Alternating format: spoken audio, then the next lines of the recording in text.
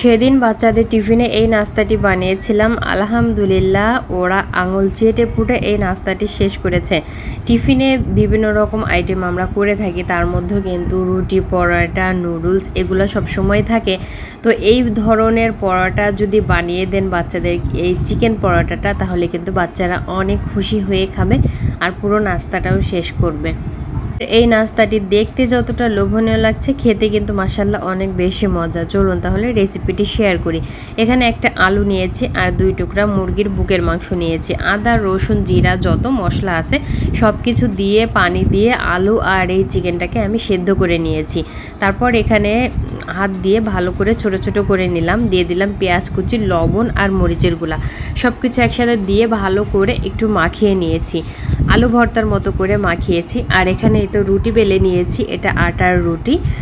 তো একটা রুটি দিয়ে তার উপরে আমি চিকেনের এই ভর্তাটা দিয়ে দিলাম, সাথে উপরে আর একটা রুটি দিয়ে সুন্দর করে একটা কাঁটা চামচ দিয়ে চারি সাইড দিয়ে এইভাবে একটু আটকিয়ে দিলাম।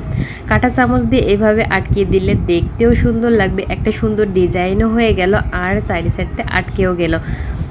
তো এইভাবে রুটির মতো করে একটু সেঁকে নিয়েছি। একটা সাইড সেঁকে নেওয়ার পরে আমি অল্প করে তেল দিয়ে এপিট ওপিট খুব ভালোভাবে সেঁকে নিয়েছি। আর হ্যাঁ, আপনি চাইলে কিন্তু এখানে চিকেনের বদলে বিফও দিতে পারবেন, মানে গরুর মাংস দিয়েও এই পরোটাটা করতে পারবেন। এটা খেতে কিন্তু দারুণ লাগে। এটা এমনি এমনিই খাওয়া যায়, চাইলে কিন্তু আপনি চা দিয়েও খেতে পারবেন বা যে কোনো মেয়োনিজ বা সস দিয়েও খেতে পারবেন। তো আমি একটু কেটে দেখাচ্ছি, ভাজি হয়ে গেছে, দেখুন কতটা লোভনীয় লাগছে। আর এই চিকেনগুলা কিন্তু প্রত্যেকটা কামড়েই পড়বে আর খেতে মাশাআল্লাহ অনেক মজা হয়েছিল।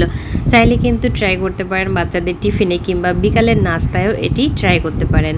তো যাই হোক, রেসিপিটি যদি ভালো লাগে অবশ্যই লাইক, শেয়ার, কমেন্ট করতে ভুলবেন না।